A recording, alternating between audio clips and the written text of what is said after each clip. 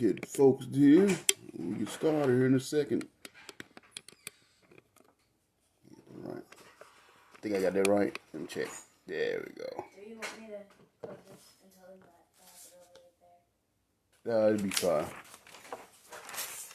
Dad decided his live, which means that you guys have to go with your parents. Get out of here.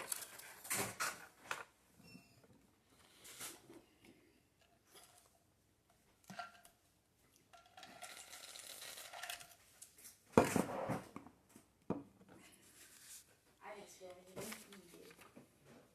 What'd you say? Nothing.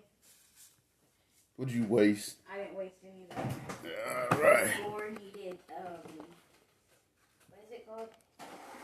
Water. Yeah. Hey, how y'all doing today? It's Brother John from River Lake Baptist Church. Getting ready to start this ministry for the night. What's up, Cam? Good to see you, brother. Glad you can join me tonight. See if a couple more gonna join in. If not, me and you will just go ahead and start this party by ourselves. Well, I'm glad you can be here this evening. John Stewart, River Lake Baptist Church, on behalf of the Lost Sheep Ministry. And we're here tonight to present another lesson on Haters Gonna Hate. Series that we've been doing for the last for a week or so. Did 3 lessons on it. And we're just looking at really the importance of staying faithful amongst the hate. A hater's gonna hate. And Cam, you made that post earlier, and that was a pretty good post, because it's the truth. No matter what you do, somebody's gonna hate on you for something. And there's nothing you can do to stop people from hating on you. But you can do something to continue to do the Lord's work that He had for you to do amongst the hate. And that was the point of doing these lessons that we've been doing over the last couple of weeks. How you doing, Sister Rhonda? Glad you're here as well. Appreciate y'all. So that was the point of doing these lessons that we've been doing for the last few weeks, just to show that don't let anything stop you from doing God's work. That's what the devil want to do. The devil, honestly, is the ultimate hater. He's the ultimate hater. He's hated God's word from the beginning. He's hated God's plan from us from the beginning. So he's the ultimate hater. So what you got to do, you got to focus on doing the work that God has for you to do, and don't let the hater stop you in your efforts. So that's why we've been doing this lesson, Haters Gonna Hate. And we're going to go ahead and jump into it, because I got about 4 chapters I want to go through with you tonight. And I want to let y'all know we're going to look at a different kind of hate. Now, the hate we looked at with Joseph, it was more of a hate out of jealousy. You know, Joseph had these big dreams. God had gave him this dream that one day he was going to be in a high position, and he was going to be in a position over his brothers, and his brothers hated him for it. And he even said that they hated Joseph so much because of who he was, that they couldn't even speak counter to him. They couldn't even be peaceful to him. So that hate was more of out of jealousy. You know, they were jealous of him. He had this big dream, so they hated him for it. Well, today's hate is going to be a different kind of hate, and that's why I want to do both stories. It's not that I'm belaboring the subject, but I want y'all to see that hate is going to always, when you're doing God's work and you're trying to be God's people, hate is going to always hit you from all directions, because again, it wants to throw you off the path that you're on. It want to keep you from doing God's work. So you got to be careful with that, but don't let the hate stop you. So I'm gonna do a little bit of review from the lesson we did on Joseph, as far as the aspect of hate that's gonna come from. But I'm also gonna do a review on the rewards that you get, and we're gonna see it's gonna be some kind of cross-referencing between the 2 stories, because both of them gonna be a bit similar. We're gonna see the hating come in, but we're also gonna see God's grace come in, because of people that stay faithful during the hate. So we saw in the lesson of Joseph's life, we saw 7 aspects of hate. We saw that the hater's going to hate you for doing the right thing. And that's why Joseph's brothers hated him, because he always did the right thing and they didn't. We see that a hater's going to hate you for the favor that God puts on your life. And we saw another reason why they hated him, because he was his dad's favorite. He had favor from God. He was the favorite because he always did what he was supposed to do. He always did the right thing, so he had this favor, and they hated him for that. We saw that a hater's going to hate you because you dream bigger than them. And we saw that with Joseph. He had these big dreams. He was having dreams that one day his brothers, and he even had a dream that one day his father was going to bow down to him. So he had big dreams, and they hated him for that. We saw that a hater's going to hate, the hater's going to hate you for being successful. Joseph was successful in everything he did. We saw that when he was in Potiphar's house as a slave and Potiphar's attendant, that the haters, Potiphar's wife came and made a pass at him, and she got to hating on him, and he ended up in prison because of that. So they're going to hate you for being successful. We also saw that the haters that's going to hate on you are going to most likely be the people that's closest to you. It was Joseph's own brothers that hated on him and sold him into slavery. And So you're gonna have the outside hate, but a lot of time when hate comes, it's gonna be the people that's closest to you. We also saw that the hate is gonna hate you because you're where you're supposed to be. Joseph was always where he was supposed to be, and his brothers wasn't, and they hated him for that. So, and we also saw the seventh aspect of hate that we saw from the life of Joseph. We saw that a hate is gonna hate you for trying to faithfully serve God. So those were the seven aspects of hate that we saw from the lesson when we went through the life of Joseph. But there's also going to be two more different aspects that's going to pop up tonight that I'm going to bring up. So we also saw that with the light of Joseph, that because he stayed faithful, that God blessed him because of it. And there were several rewards that Joseph was able to enjoy because of his faithfulness to God. One, he enjoyed God's grace on his life and blessings everywhere he went, even though it was meant for evil, even though the things that people did to him was meant for evil and to tear him down. He always was successful in everything he did, no matter where he was at. We saw he had God's grace and God's blessing on his life. We saw he had God's favor on his life. We saw number three, he had God's power on his life. We saw number four, that he was successful in everything he did because of God's grace on his life. Number five, we saw that he had God's wisdom on his life as well. Number six, we saw he had freedom from the bondage of hate. You know, he never did harbor that hate up against his brothers. When his brothers came and he finally revealed himself to him, it wasn't because, it wasn't no hatred there. It wasn't no animosity there. But instead, he was free from that hate. And that's what we got to understand. When we getting hated on and then we harbor that same hate in our heart, it actually holds us down. Now we become a slave of that hate as well, and then all of our intentions and all our actions are from a place of hate, and that is the number one way to block your blessings, that have hate because of things that happened to you in your past, and you try to get revenge or be spiteful because of the things that happened to you. So you have to be careful with that. But we saw Joseph had a freedom from that bondage of hate. Number seven, we saw elevation. We saw that Joseph kept getting elevated. He went from being a slave to a prisoner to the second most powerful man in the land of Egypt, and he was all elevated because of he didn't let the hate get to him. He was free from that bondage of hate, and he was elevated by God's grace in his life. Number eight, we saw he had a humble heart, and then we also saw number nine that he finally had victory over his haters. You know, his brothers end up having to come to him and come to him for food, and that God put him in a position where he had mastery over his brothers. But again, he didn't let the hate consume him. He put them through some tasks. He did put them through some stuff, but he did that not out of a place of revenge. He did that to test them to see had they changed their heart. Were they still the same evil men that sold him into slavery, or had they really changed? And then we saw from the end of the story that they had changed their heart and became better men, and they was blessed because of that. So that was the most of the things out of Joseph, the story of Joseph that we saw. We also saw he had one more aspect of reward that he had. It was over in two more actually. In verse 10, he had glory. He gave glory to God. I mean, number 10 was glory to God. And we saw how God received glory because of Joseph's actions and the thing he did. And we also saw that he had ability to forgive because toward the end of the story, once again, he forgave his brothers and he brought them in along with their families, and he was able to save the nation of Israel. And he was also able to save the whole world as a whole. So then we saw in the lessons I made with you guys, it was three things that we saw that Joseph did to make it through the hate. First of all, he had the right attitude. He had the right attitude. Everything that was going on with him, he didn't deserve. It was out of hate. That the thing that was done to him was done out of hate. He didn't deserve what he was going through, but he accepted it. And number two, he had that willingness to accept God's will. And then number three, he stood on the promises of God. So because of those three key elements and key aspects, key attitudes that Joseph had, he was able to overcome the hate that he was going through, and it made him successful. And God elevated him to being the second most powerful man in the land of Egypt. So, like I said, that was just a little review of the things that we talked about in the story of Joseph. Now, we're going to have another situation today where a guy's going to be hated on because he's going to be faithfully serving the Lord, being who he is.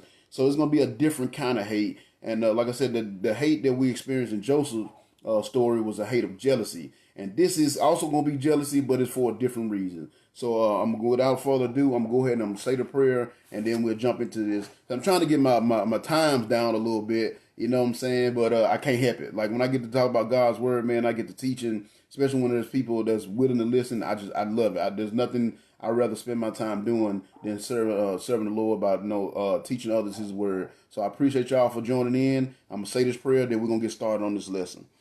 Dear Lord of Heavenly Father, we come to you today as your humble servants. First of all, thank you so much for all your many wonderful blessings, Lord.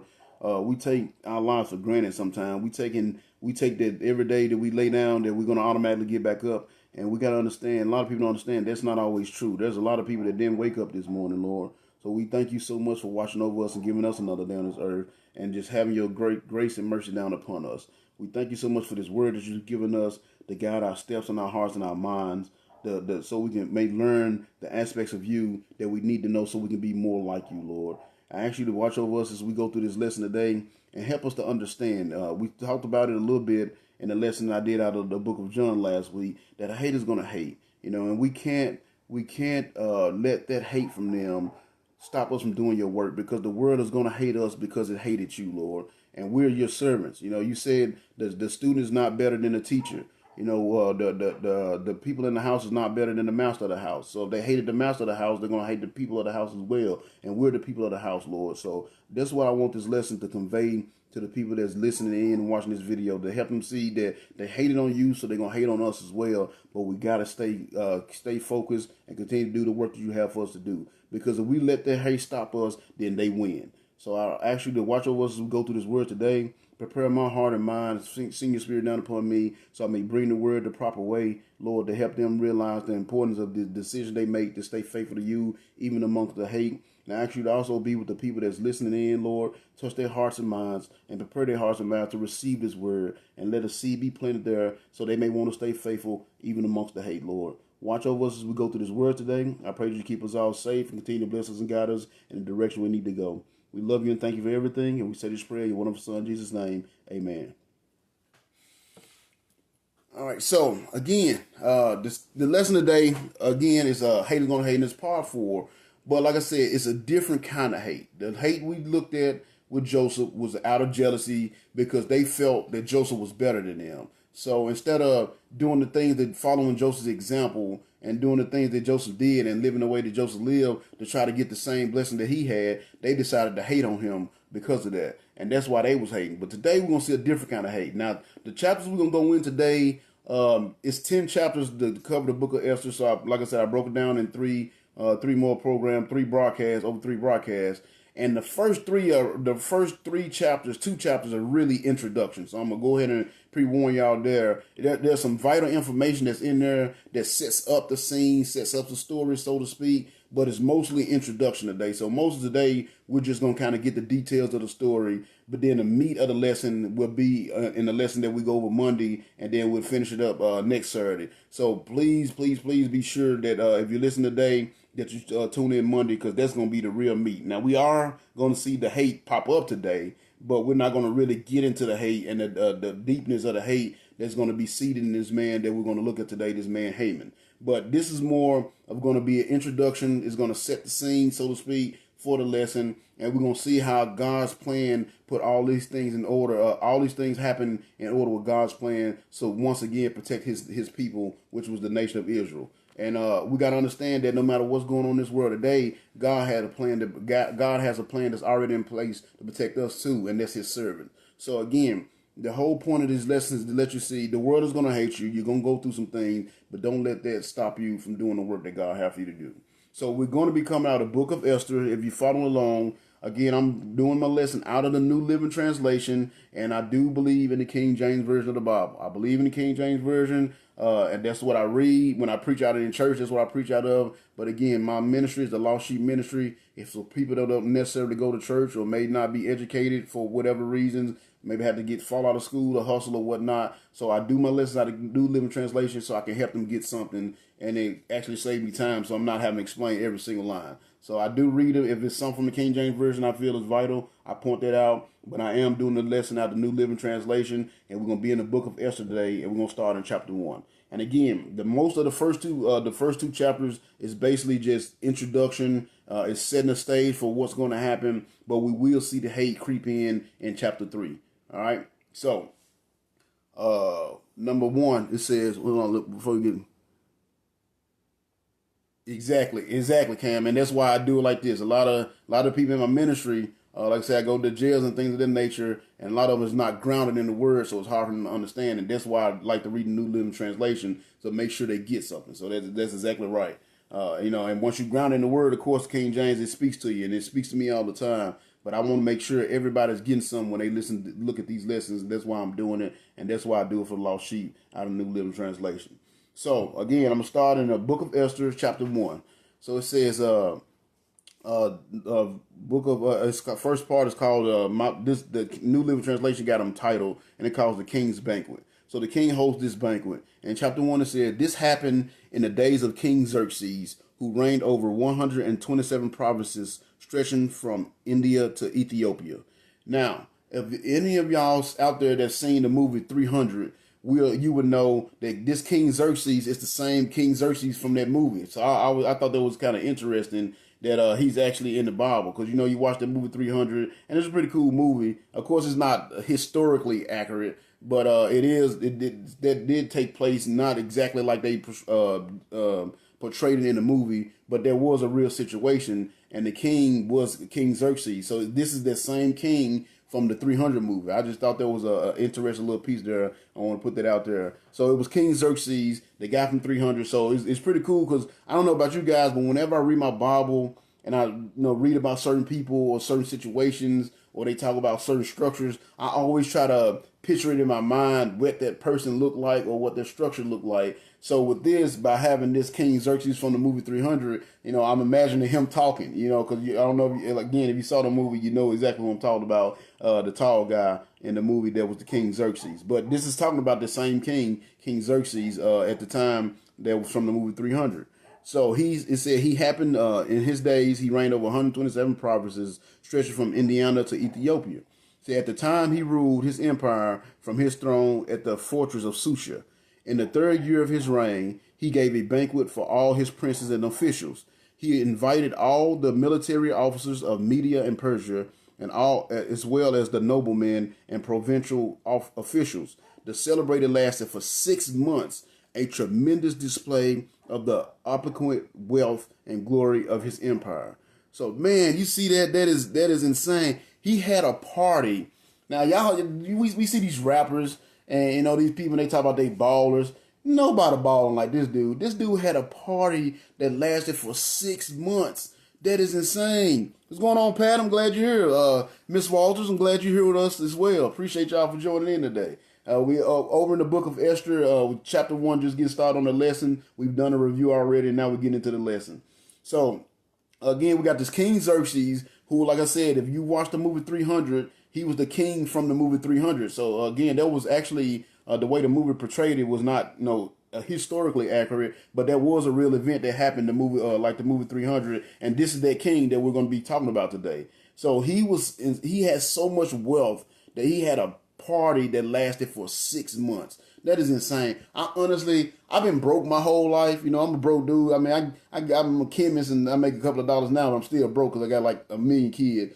So I can't even wrap my mind around having enough money to where you can have a party that lasts for 6 months. Because you got to think about it, if these people are partying for 6 months, they're not working, they're not doing anything, but yet they were so wealthy that they was able to do that. So it just shows you how much wealth that this guy had, that he had a party that lasted for 6 months. You talk about a baller, that's a baller right there, a 6 month long party. So he had this big party, and it was really just to show how glorious his empire was. Now remember, this is a little bit after the story of Daniel, and we're going to actually see some overlap from the story of Daniel. So this is the same king. You remember the king in Daniel set up a gold statue that was 90 feet tall and 9 feet wide. So you got to see, this was a very prosperous region of the world at the time, and they had a very prosperous kingdom. And Daniel's Nebuchadnezzar had that statue set up, and they partied a lot. But this guy, he had been so successful, he had a party that lasted for 6 months.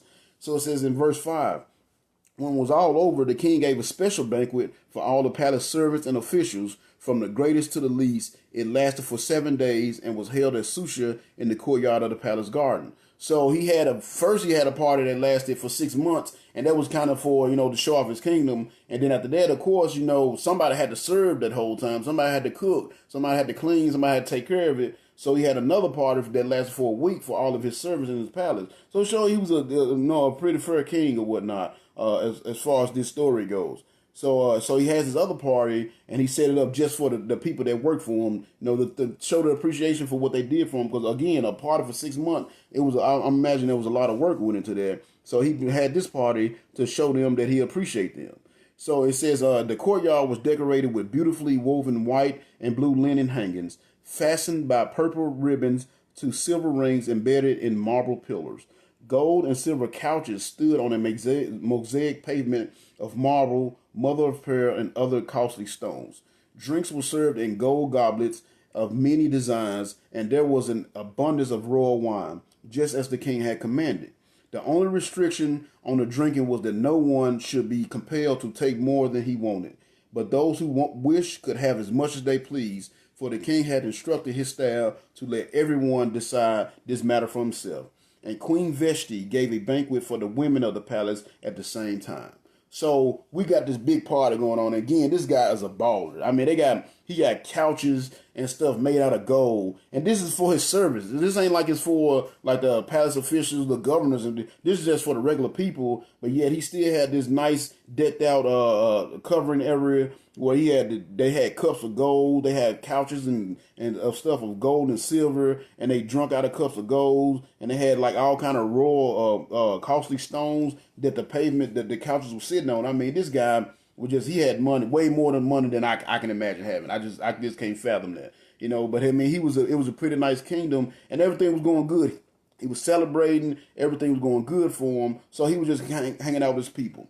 So then, this is where the situation started to get started. The story started to get started. And we're going to see, again, God setting this situation up from the very beginning, his hand in it from the beginning. So the king, he's having this party. Of course, he's feeling himself that he has this great party, have the money to even throw a party like that. So he started kind of feeling himself a little bit, and his pride swells up. So it said in verse 10, on the 7th day of the feast, when King Xerxes was half drunk with wine, he told, now y'all don't have to forgive me. I'm going to try my best to pronounce these names. But again, I'm not no theologian. I ain't go to school for this. So y'all don't mess with me when I'm going to try my best to pronounce these names. And I challenge y'all to do any better. So it says, on the 7th day of the feast, when King Xerxes was half drunk with wine, he told, Muhammad, Biztha, Harbona, Bigtha, Abictha, Zithar, and Carcass, the 7 eunuchs who attended him, to bring Queen Vashti to him with the royal crown on her head. He wanted all the men to gaze on her beauty, for she was a very beautiful woman.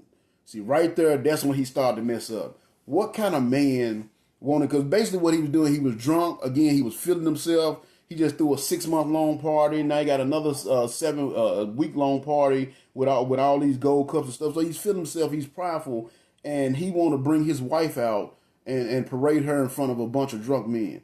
What kind of king would do that? So again, yeah, he sound like a good dude, but it was really his pride had swelled up, and he wanted to bring his wife out to parade her in front of some men. What kind of king would do that? If the words say, when you married to somebody, that person should be the only one that see your secret parts. So what I'm saying, I've seen guys, and I don't understand how they do it. I'm glad, I thank the Lord that he gave me a good modest wife that dressed modestly. She's a very beautiful woman, but she's not always trying to put herself out there. Because you see a woman always dressed in the tightest clothes and everything low cut. Like, who are they doing that for? And when I see the guys with women like that, and they out there, I'm like, I can't believe you let your wife, not judging, but that's just, I couldn't let my wife leave out the house with the way that some of these guys let their wife leave out the house. And so that's just me. I believe that's for me. It's not for the world to see. Not that I'm trying to hide her beauty. If she's truly beautiful, somebody gonna see what she got on anyway. But this guy, he was trying to parade. He wanted to, he had got proud, and he wanted to parade his wife around in front of these drunk men. And I'm pretty sure he was gonna have her have on some provocative kind of stuff. So this story makes the woman out to be the bad guy, but in reality, she was the hero. Because check out her response. So he sends these guys telling them to go get his wife, put the crown on her head, and have her come parade around in front of these drunk women. But it says, but when they conveyed the king's order to Queen Vashti, she refused to come. And this made the king furious, and he burned with anger. So in my book, she was the hero. That's right there. She like, to me, she's like, look, I'm down for you. You're my husband, but I'm not gonna parade myself in front of these drunk men. I'm not gonna put myself out there. It showed that she was modest. So to me, that was a plus for her. But of course, again, the story gonna make her. These guys gonna make her out to be the hero because the problem is this man is prideful right now. He's drunk. He's full of pride, and he told her to come out, and she didn't come out. So now he's pissed because it made him look bad. So then it says he was he was furious, and he burned with anger. So in verse 13 it said he immediately consulted with his advisors who knew all the Persian laws and customs, for he always asked their advice. Now I will say that he's a little prideful, but he has some wisdom. And on a side note, I will tell you guys, anybody that's listening, I'm glad y'all listening to this broadcast, and I'm hoping you receive wisdom from it. But make sure that you always have some good, wise people in your world to get advice from. I have 4 people in my world that I go to on a regular. There's more than that, but it's 4 that whenever I got a spiritual something coming up that's a spirit, can be a spiritual issue, or I need wisdom, I have 4 very spiritual people that I go to and I ask for advice. Because I don't know it all. God has blessed me with a lot of wisdom. He has, and I know a lot, but I don't know it all. And if your heart is humble, you would know that. The people that think they know everything, I feel bad for them because they don't realize how much they miss out on. So we see this guy, he did have a good aspect to him. He had some wisdom. So he went to these guys and he asked his advice on how to handle this situation. He didn't just fly off the handle and go like, oh, okay, I'm going to get rid of it. He went and asked for advice. But again, everything that's going to happen is a matter of pride with these guys, because the advice they're going to give them is going to be a matter of pride as well. Because we see in 14, and again, there's some names. I'm going to try to pronounce them so y'all don't make fun of me. So it says in 14, verse 14, it said, the name of these men were Karsina, Sithar, Admatha, Tarshish, Mires, Marcina, and Memucan, 7 high officials of Persia and Media. They were his closest associates and held the highest positions in the empire. What must be done to Queen Vashti? The king demanded. What penalty does the law provide for a queen who refuses to obey the king's orders properly sent through his eunuchs? So he was upset. He like, what can I do? He got to save face, because again, this made him look weak as a king. And then back then, if you showed any kind of weakness as a king, somebody would try to take your kingdom. So he was trying to save face. He told his wife to do this thing. She refused to do it, so now he's upset with her, and he want to know what punishment that he can do to her. Now again, in my opinion, she did the right thing. In my opinion, that's a good woman right there. She did the right thing. I'm not finna come parade myself in front of these drunk men to appease you. She did the right thing. And if you got some woman on your side that's a good woman, she's gonna be, when you're right, she's gonna be there 100%. But when you're wrong, she's gonna let you know that you're wrong. You don't want somebody that's gonna constantly tell you you're right even though you're wrong, because she don't really got your back. So to me, this woman really had the king's back. But again, she made him look bad. So it's not a matter that she was a bad person. It's just a matter of she made him look bad because she didn't obey his command. So she hurt his little ego and his pride, and now he wants to see what he can do to her to get back at her. So then in verse 16 it says, Memucan answered the king and his princes, Queen Vashti has wronged not only the king, but also every official and citizens throughout your empire. Women everywhere will begin to despise their husbands when they learn what Queen Vashti that Queen Vashti has refused to appear before the king. Before this day is out, the wife of every one of us, your officials throughout the empire, will hear that Queen Vashti did what Queen Vashti did, and will start talking to their husbands the same way. There will be no end to the contempt and anger throughout your realm. So I thought it's funny because what they're saying is, she finna start a feminist movement. They got the nervous, like she's starting a feminist movement. And of course, we got the feminist movement that's going about today, which that's a whole nother subject. But that's what they're saying. They was afraid that she was going to start the feminist movement and all the women are going to start being disobedient to their husbands and talking back to the husband, not following their husband's orders or whatnot. So they got scared. So again, it's a matter of pride. Because again, and I've said this before, if your wife should be your best friend and she should be your partner. It shouldn't be yes, according to the Bible, a man is supposed, matter of fact, it's going to kind of bring it up at the end of this. Yes, a man is supposed to be the head of the house. Because he's the one the Lord is going to hold responsible for. When you stand before God, the Lord is going to hold you responsible for everything that goes on in your house. That is true. But your wife is not supposed to be your servant. She's supposed to be your partner. The things that women do, when you get being they got good women that stand by their side, they do that not because they're his servants. They do that because they love him, and they know doing that provides their husband with the support that he needs to do the things that God has for him to do. That's why I love my wife. It's only because of my wife that I'm able to do this the way that I do this. It's only because of my wife I'm a chemist I am today, because of the support she gave me, and she did that out of love, not because she was my servant. And that's what the issue I got with the feminist movement. They try to make women feel, oh, you're his servant. You shouldn't have to stay in the house and cook and clean. No, you shouldn't have to do that. But you do that to support your husband. Because if you're doing the things the way the Bible is arranged, the man should be out there, providing for the house, and the woman should be taking care of the house. Like, I have no delusions of grandeur. This house that we got and everything we have is my wife's. I just live here. I just pay for the stuff. It's hers. You know what I'm saying? I have no delusions of grandeur. You know what I'm saying? I step in here now and again when I need to do some discipline kind of things for the kids, but she runs this house. I just pay for everything that she puts in it. And sometimes she puts a lot in there, too much in there. But that's how a relationship's supposed to work. It's not that the man is what's up, Daniel? Thank you for joining us today, brother. It's not that the man is over the woman. Y'all should be partners. And that's the problem here. This man doesn't look at his wife as a partner, to the point where she was just an object to him. She wanted him to go put on the crown and come parade herself around in front of all these men, and she refused to do it. So again, in my book, that was a good woman right there. And it's sad to see that he got rid of it. And that's what happens to a lot of us. We get rid of the good woman and end up with someone that's going to bring us down. So that's what happened. You know what I'm saying? So now all the princes, they're afraid that because the queen has done this thing, then their women are going to also all of a sudden start standing up and rebelling against them as well. So then he makes this suggestion. He says in verse 19, he says, so if it please the king, we suggest that you issue a written decree, a law of the Persians and Medes that cannot be revoked. Now, y'all remember that statement, because like I said, this is going to take 3 lessons to get the whole thing in. But remember that, matter of fact, y'all, again, there's a little overlap from the book of Daniel. Remember, in the book of Daniel, when Daniel was ordered to be thrown into the lion's den, it had to be done because the king made a decree and it couldn't be revoked. So we see that it comes up again, this law of Persian and Medes. So what that says is once the king makes a decree, you can't take it back. So you really should be careful with the decree you make as a king. And that's why we saw that Darius, the king at the time in the book of Daniel, he regretted when he made that decision because he realized he couldn't protect Daniel. But thank the Lord that Daniel was a faithful man and the Lord came and protected him. So remember that, because that's going to come up again later on in this story. And I just wanted to point that out to you. So he told him, make this law that cannot be revoked. And it said, it shall order that Queen Vashti forever be banished from your presence, and that you choose another queen more worthy than she.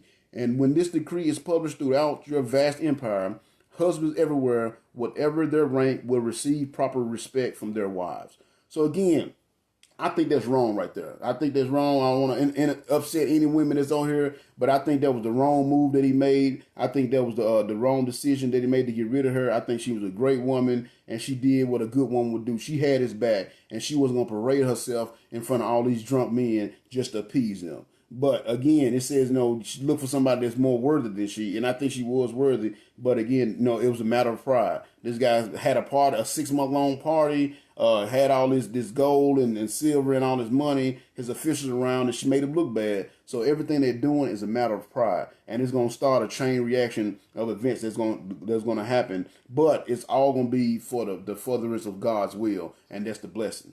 So, and to finish up chapter 1, it says, so then the king and his princes throughout this thought this made good sense. So he followed McMahon's counsel. He sent letters to all parts of the empire, to each province in its own script and language, proclaiming that every man should be the ruler of his home. So again, we see that is true. Every man, according to the word, every man should be the ruler of his home. Because when you stand before God, God is going to judge you on what you do to how your house went. Matter of fact, if you go back through the rules and regulations, when they were picking preachers and deacons, one of the requirements was the houses had to be in order. They had to have their house in order. So that is, but again, the woman is not the servant to the man. She's his partner. And the things that she do because she loves him and she wants to support him and his dreams and aspirations. And I think that's what's going on a lot with marriages today, why marriage is not working out. And a lot of it has to do with the men. We look at the women the wrong way. You know what I'm saying? My wife is my partner. I understand that everywhere I am, everything that I have, I'm able to do because of her support. Because she stays home and cooks and cleans and take care of the kids, it allows me the freedom to go out there and do the things that I do. I don't look down on her, and I understand she's just as important to this family as I am. And I can't do what I'm doing without her, and she can't do what she's doing without me. We need each other. It's 50-50, and that's what a relationship is all about. I'm no better than she is. She's no better than I am, but I will be the one held responsible when we stand before God for what happens in my house.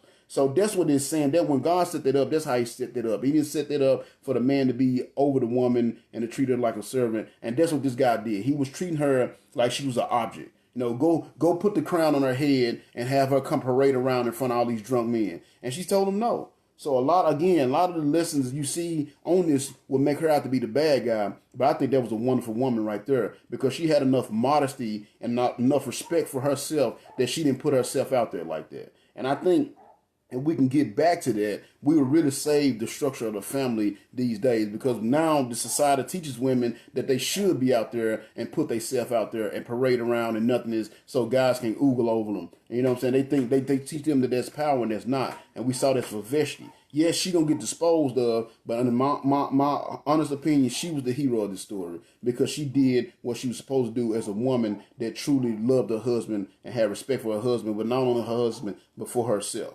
But again, because of this man's pride, then she got disposed of. So now we see verse 2, and we see God's plan start to kind of unfold here. So it says in verse 2, it says, but after Xerxes' anger had cooled, he began thinking about Vashti and what she had done and the decree he had made. So now he's feeling guilty, because he realized, no, now again, it said he's cool. So the party's over, all the drinking, he's not drunk anymore. And he's starting to really think about, man, I just got rid of a good woman. You know, I just messed up. I just got rid of a good woman. So he's going to be a little depressed a little bit, because he realized he made a bad decision. This woman was actually a good woman, and by her making the decision not to parade herself in front of his princes, that was actually showing that she was a good woman. She was worthy of being with him and being the queen. But again, his pride swelled up and made him make this law that she was going to be disposed of, and that's what happened. So he's starting to think about it, so they want to cheer him up. So in verse 2 it says, in chapter 2, verse 2, it says, so his attendants suggested, let us search the empire to find beautiful young virgins for the king. Let the king appoint agents in each province to bring these beautiful young women into the royal harem at Susha. Haggai, the eunuch in charge, will see that they are all given beauty treatments. After that, the young woman who pleases you the most will be made queen instead of Vashti. This advice was very appealing to the king, so he put the plan into effect immediately. And of course, it was very, and I don't know if y'all understand what's happening here. What they're saying is, we're going to get all the most beautiful virgins in your entire kingdom and bring them all to you, so you can have sex with them, and whichever one you enjoy the most, you make her king instead. See, again, that's not a good thing. That's not a wise thing. Now it's going to work out for the Jews. It's all part of God's plan. But of course, you know what I'm saying, he thought that was going to be a good idea, because now he get to hook up with all these women in his kingdom, the most beautiful virgin in the kingdom. So again, that's not a way you want to select your queen. It shouldn't be a physical thing. It should be a more of a spiritual thing. One, that should be the first groundwork for deciding who you're going to spend your life with. But two, it should be something more than that, more than just sex. And that's what's about to happen here. He's going to hook up with all these women. Now, of course, us guys, we be like, ooh, man, it must be good to be king. You know what I'm saying? Of course, we think that's cool. And which we see he think that's cool as well, because he put it into effect immediately. But if you're spiritually inclined, you realize that's not a good thing. That's not a way that you want to determine how the person that you're going to spend the rest of your life with about something like that. But again, because this man's pride, he's in this situation, and again, he thinks, well, I'm the king, I should be able to have this thing. So he's going to have this years long. We're going to see this is going to go on for about 3 years before he finally finds his wife. So there's no telling how many different women he hooked up with over this period of 3 years looking for a new queen, when in my opinion, the queen he had was a good one, because she refused to parade herself in front of all these drunk men to appease her husband.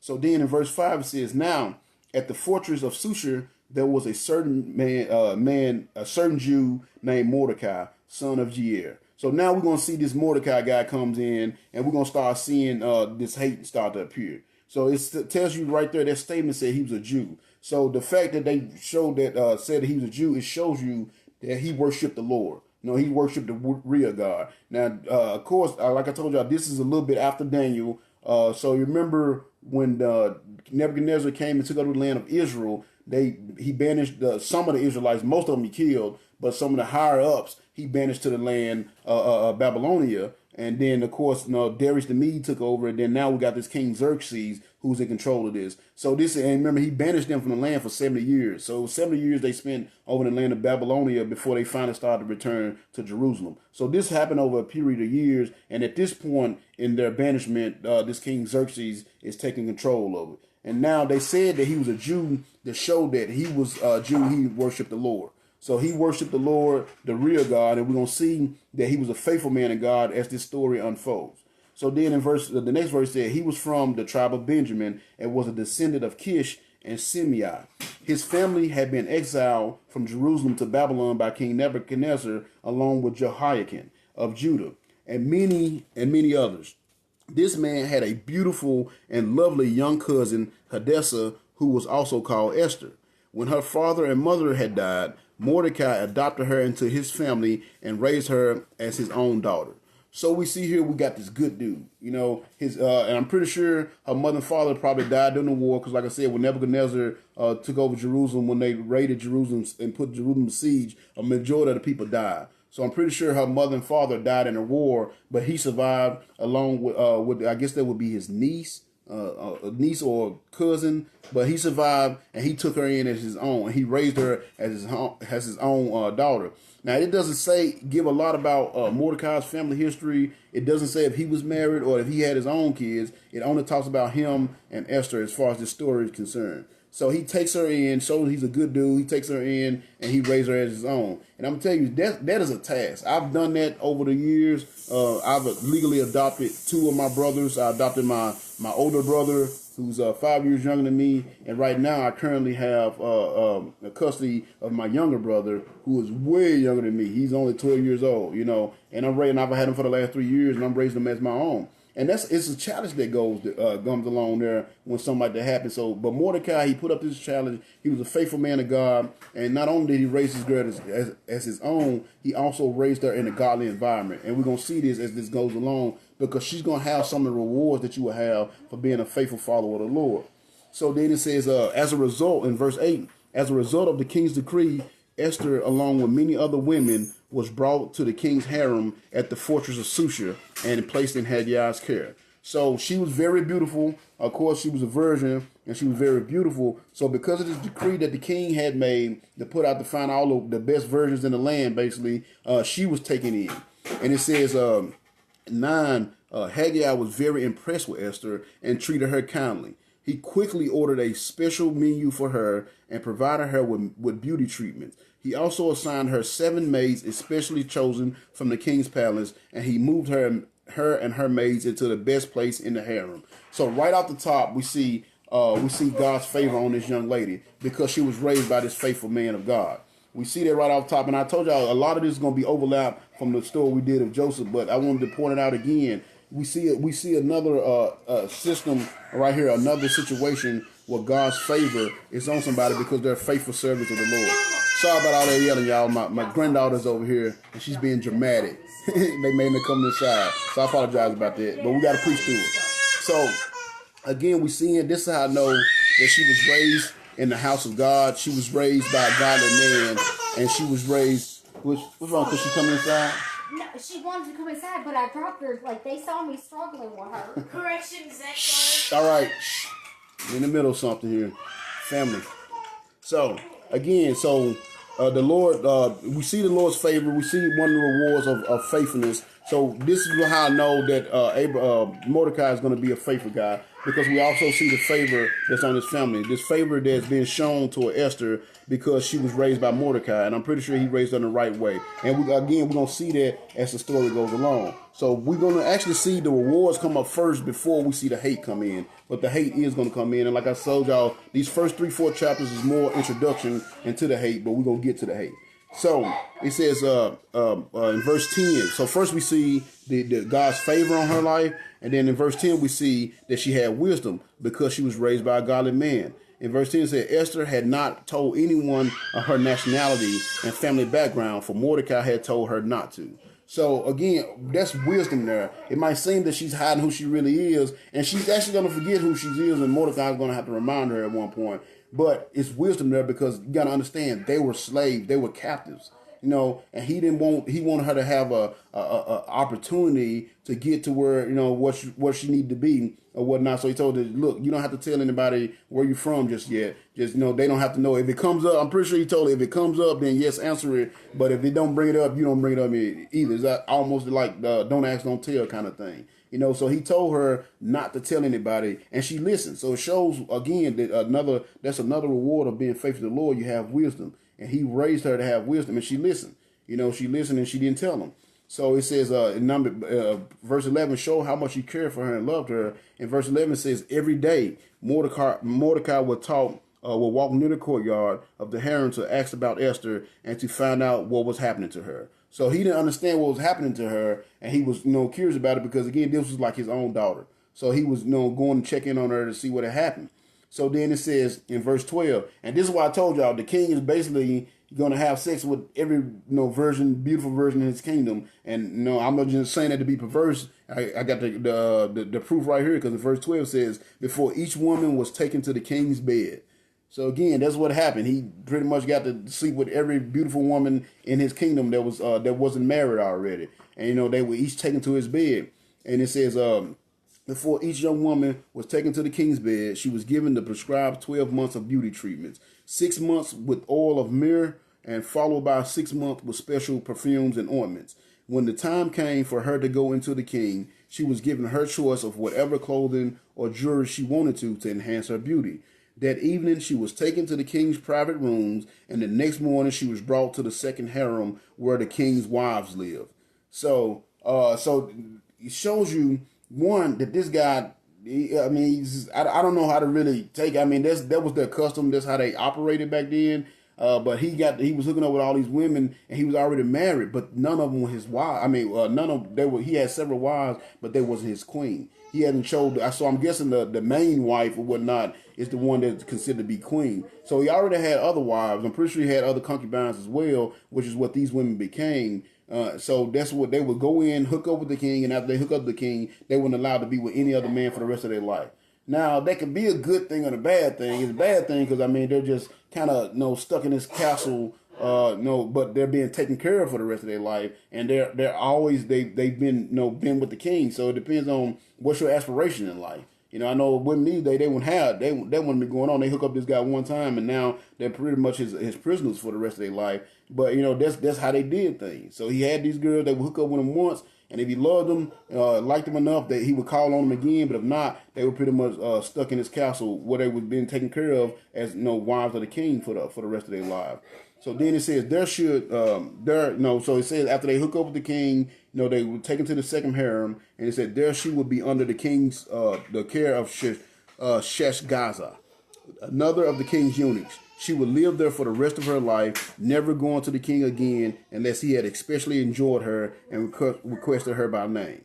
So unless he just really enjoyed what they did, then she never saw the king for the rest of her life, and she was just kind of stuck in his palace. So to me, that would seem like she would be a prisoner, but it might be some women out there that enjoy, like, hey, I got to hook up the king, I get to stay in the palace the rest of my life. What's the problem? So I get again, it all depends on how you look at the situation. But I know my flesh, when I read this, I ain't gonna lie to y'all. I read this all like, man, it must be good to be king. That just have it like that. But in reality, that wouldn't be pleasure. I have a hard time keeping one woman happy. So I can not imagine trying to keep hundreds, which is obviously what this guy had. I honestly, I don't even want that issue. You know what I'm saying? So in verse 15, it says, when it was Esther's turn, now we're going to see this favor come again. It says, when it was Esther's turn to go to the king, she accepted the advice of Haggai, the eunuch in charge of the harem. She asked for nothing except what he suggested, and she was admired by everyone who saw her. So again, we see this young lady had some wisdom about her.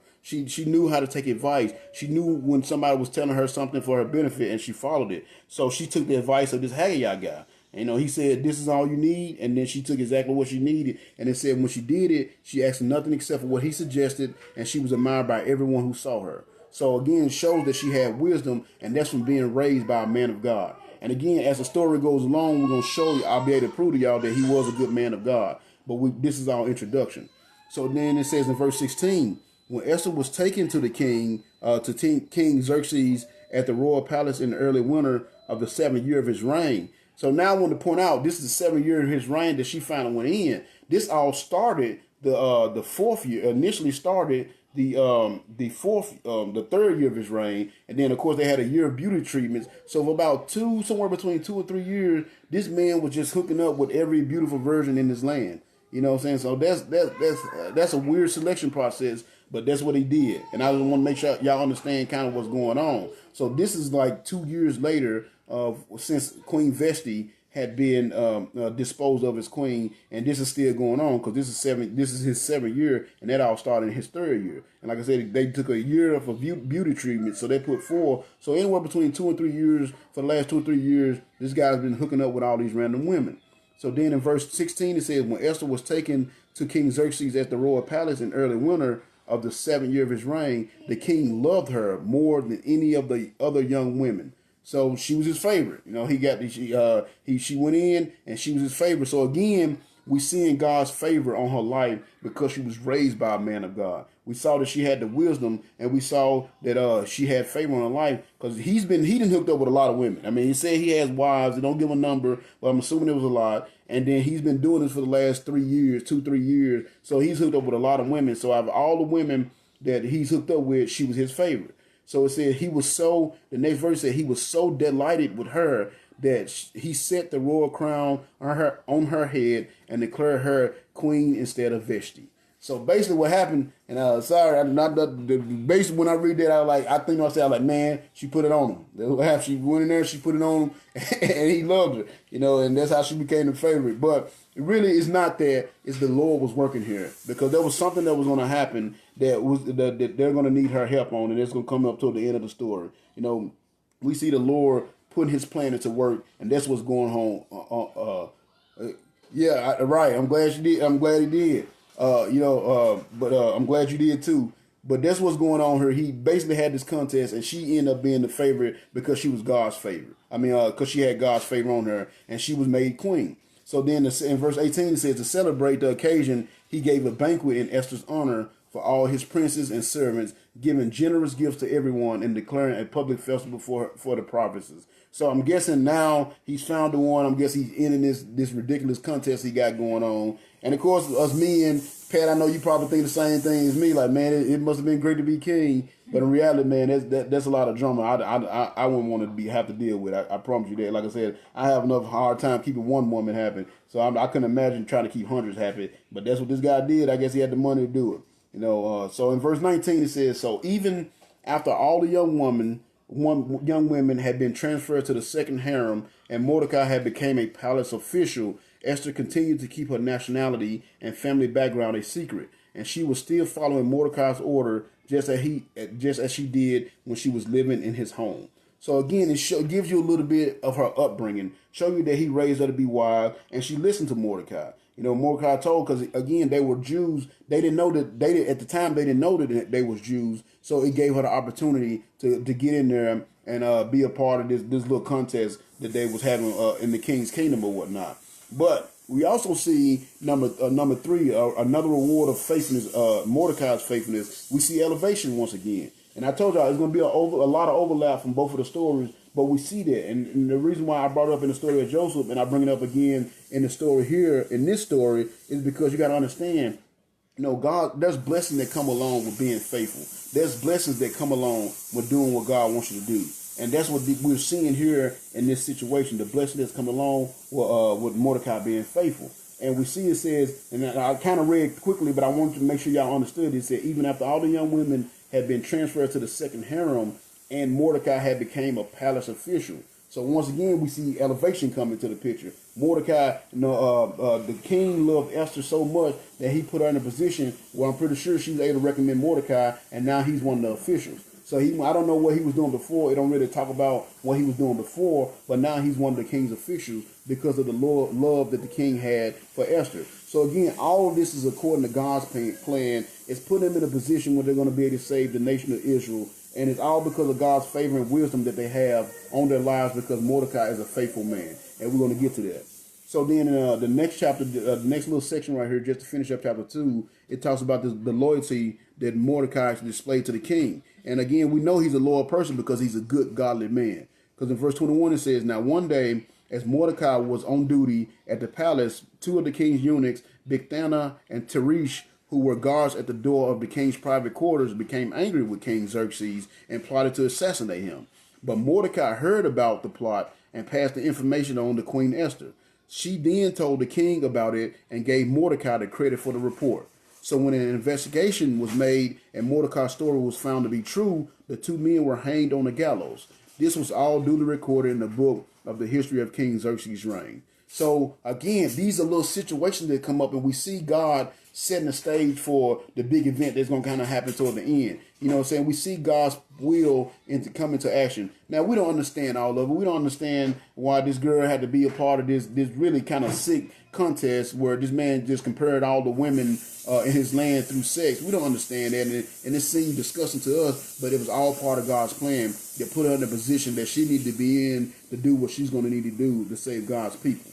So we're going to see that happen. Now, the hate, that's verse 2 and 3. It was to set up the story so y'all can understand why Mordecai was an official, why Esther was the queen. That's why I wanted to make sure I go through those two chapters to give you that introduction to set up the story. Now we're about to see the hate come into play. We're going to see the hate come into play as we go through chapter 3 right here. Now we see this man named Haman come into play. So in verse 3 it says, sometime later, King Xerxes promoted Haman, the son of Hamad. This is a long word, I'm trying to pronounce it. Son of Hammedatha, the Agagite, to prime minister, making him the most powerful official in the empire next to the king himself. Now, I want y'all to remember that about this man Haman. He just got promoted, and he's the second most powerful man in the land. Now, anybody that got any kind of common sense, any wisdom about themselves, they would be happy with that. This man has just got promoted. He's the second most powerful man in the land. He has just as much power as the king himself. So if you got any kind of wisdom, you will be happy with that. But I want y'all to see something. And as we go to the story, y'all got to understand this.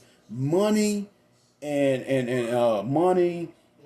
what word am I looking for here? Money and elevation and I'm thinking about celebrities. You know, they got status. That's what I'm thinking about. Money and status and material things is not what gives you true happiness in this world.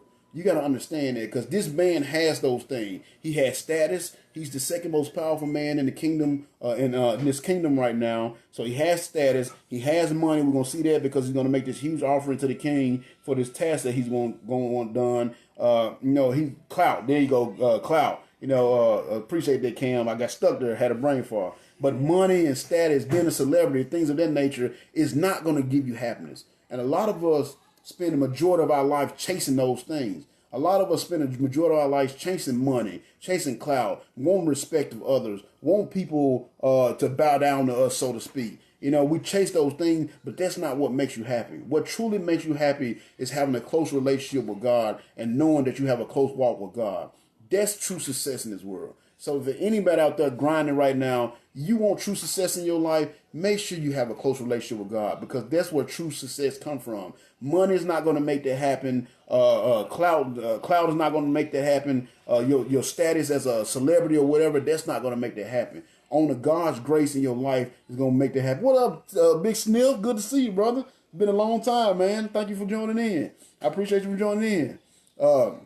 But that's what's going to make that happen. We're going to see here, because now this guy, he just got promoted to the second most powerful man in land. Now check this out. Watch. Now this is where the hate come in. So he just got promoted. He's the second most powerful man in land, and it says all the king's officials will bow down before Haman to show him respect whenever he passed by.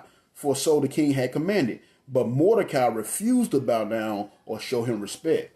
So what happened? You know what I'm saying? He got all this respect. He got it from everybody else, but this one dude wouldn't do it, and that's gonna piss him off. He's not gonna like it. But you gotta understand, why was Mordecai not bound down? Because again, thou shalt not worship anybody outside the Lord. You know what I'm saying? The Lord's supposed to be first. There is no man that you should be bound down to. Now there's going to come a day where every knee shall bow and every tongue shall confess, but it's going to be the who? Jesus, the King of Kings, the Lord of Lords, the God of gods. That's the only person that you should be bowing down to. You should not be bowing down to some man. You should not be kissing some man's hand, like they do with the Pope. You know what I'm saying? Like for instance, I always had a dream, like if I got famous or something, and maybe the Queen of England wanted to meet me, I don't think I would meet it, because there's no way I'm going to bow down. I think it's a law over there that you have to bow down before her, and I can't see myself doing it. I can't see myself bowing down to no man. If I don't see you coming out of clouds with nail prints in your hand and walking on water, I'm not bowing down to you. And that's what Mordecai did as well. Why? Because he was a faithful servant of God. And that's why he's going to be blessed. That's why I said we're starting to see some of the characteristics of Mordecai that's going to let you know that he was a faithful servant of God. And that's why his niece Esther is going to have the favor on her life like she's going to have. So we got this man Haman come in. He got the status. He's a celebrity. He got the status. He got the power. He got people bowing down to him everywhere he go. But yet that's not good enough for him. That's not good enough for him, because watch what happens. So it says in verse 3, it says, then the palace officials at the king's gates asked Mordecai, why are you disobeying the king's command? And you know what? That's a good question they asked Mordecai. He didn't answer it, but that's a good question. And I will ask y'all the same thing. When we see all this stuff going on in our world that we're allowing to happen, you know what I'm saying? Why are we disobeying the king's command? God said to be faithful. He said to serve his purpose and his wills in our lives. You read this Bible, it tells you what to do with our lives. But we got so much stuff going on in our world that we allow to happen because we disobeying the king's command. Now, Mordecai is doing it because the king is a man, and God said not to bow down before anybody. So he's being faithful to the Lord's word. But I ask us as Christians today, why are we disobeying the king's command by allowing the homosexuality to go on the way that it does? By allowing the filth that goes on the way that it does? I mean, look at the first part of this story. That was filthy. This king was hooking up with every virgin and in his entire land. He had sex with hundreds of women, not to mention all the wives he had. That's filth. You know what I'm saying? And they're allowing that to go on. But guess what? It's okay for them because they was a pagan nation. They wasn't a nation of God. That's why they made sure to let us know that Mordecai was a Jew, because he served the real God. He served the Jehovah God, the God of the heaven, the God of God. So that's why they pointed that out. So that's why he was disobeying the king's command, because the king's command was contrary to God's command. And God's command said you don't bow down to nobody, and that's why he wasn't bowing down to anybody. You don't bow down to anybody but God, and that's what Mordecai was doing. But Haman didn't like that. Haman didn't like that because Haman felt that he was better. And that's what the hate we're going to see today. Matter of fact, it says in verse 4, it says, so they spoke to, the palace officials went at the king's gate, asked Mordecai, why are you disobeying the king's command? So they spoke to him day after day, but he still refused to comply with the order. So they spoke to Haman about this to see if he would tolerate Mordecai's conduct. And since Mordecai had told them he was a Jew. So that right there is going to give us our next number. And we went over 7 aspects of hate that we saw during the story of Joseph. So this is going to be number 8. A hate is going to hate you for simply being who you are. No matter what you do, no matter what you are, somebody somewhere is going to hate on you. It says, why did they tell him, Haman? Because again, they snitched on him and said, so they spoke to Haman about this to see if he would tolerate Mordecai's conduct, since Mordecai had told them he was a Jew. So in other words, he's a captive. He's a slave in his land, and yet he's allowed to disrespect the second most powerful man. Are you going to stand for that?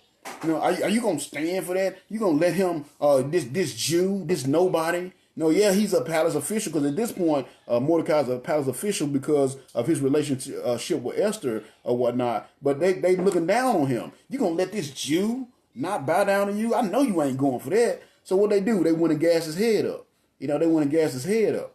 And that's what they doing. They went and gassed his head up. Man, I can't believe you letting this Jew not bow down to you. I can't believe that because he was a Jew. So you got to understand that, man, no matter what you do with your life, a hater's going to hate you. And they simply hating him because of who he is. He's a Jew. He can't help that he was a captive. He can't help that he was a Jew, but they hated him because of it. And that's why they went to Haman.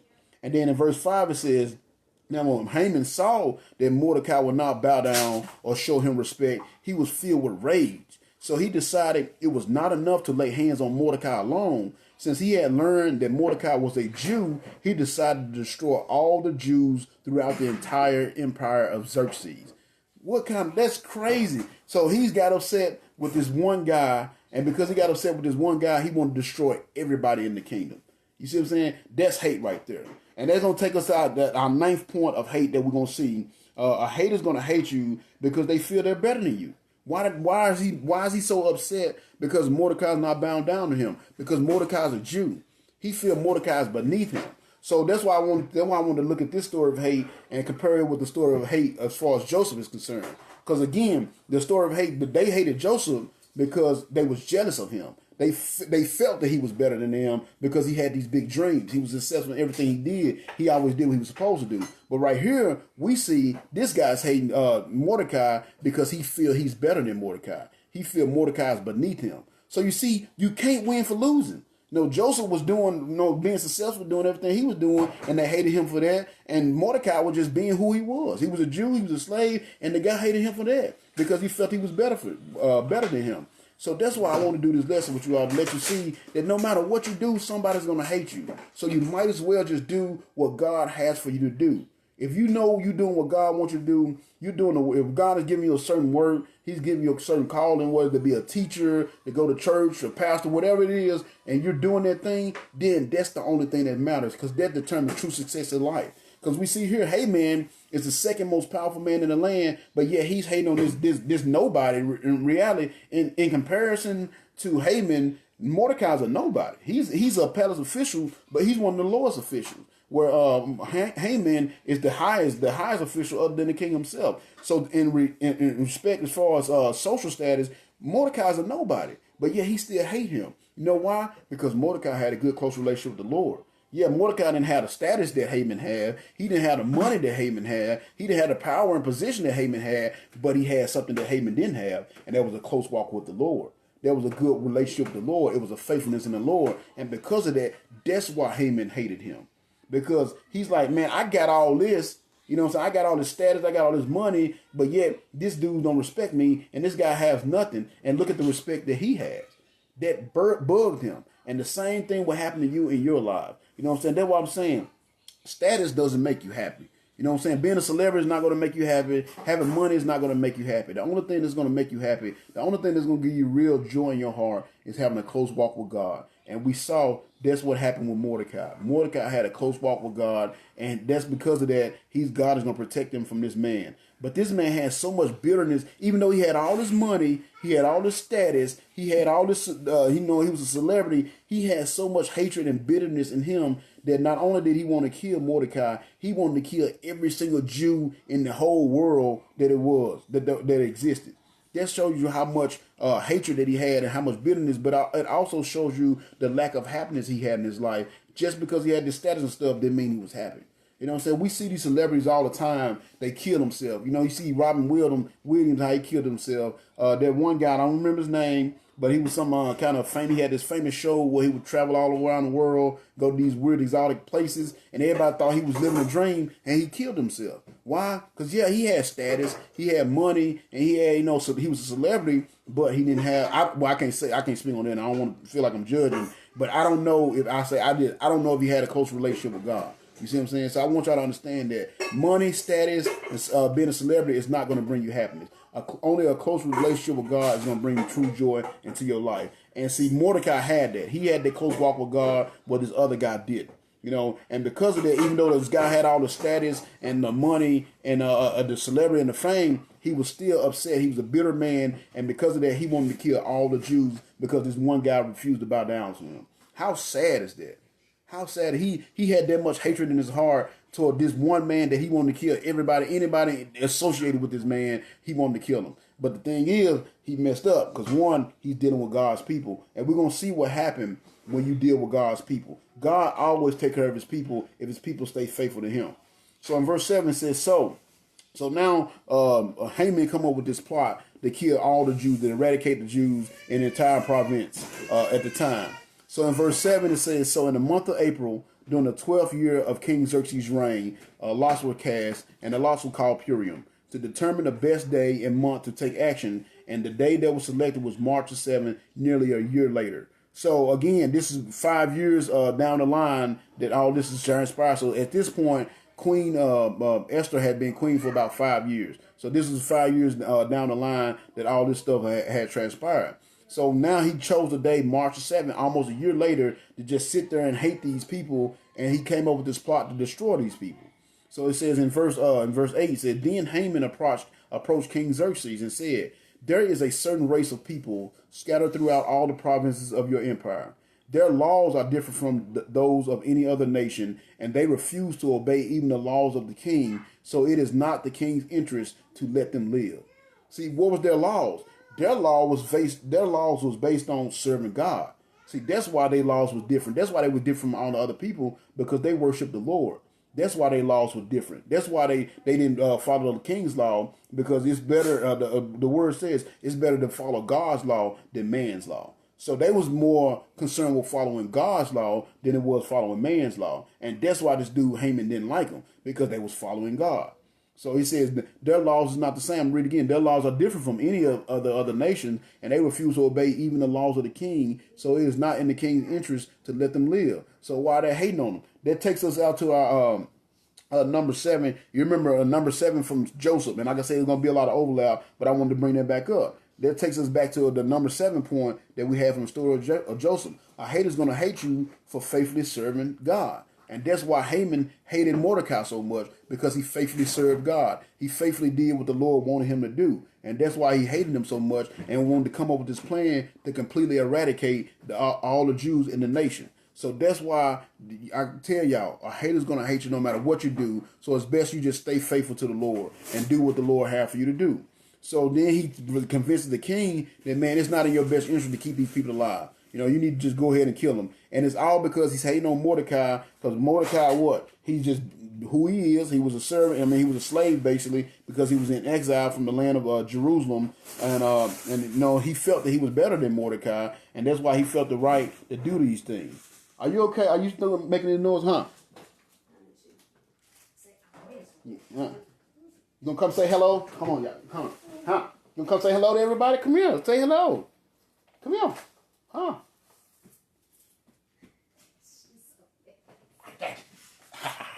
Say hello. Say hello. Say hey.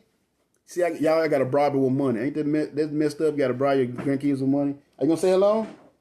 Give me kisses. Nah. All right, you can go. Sorry, y'all. That was my baby.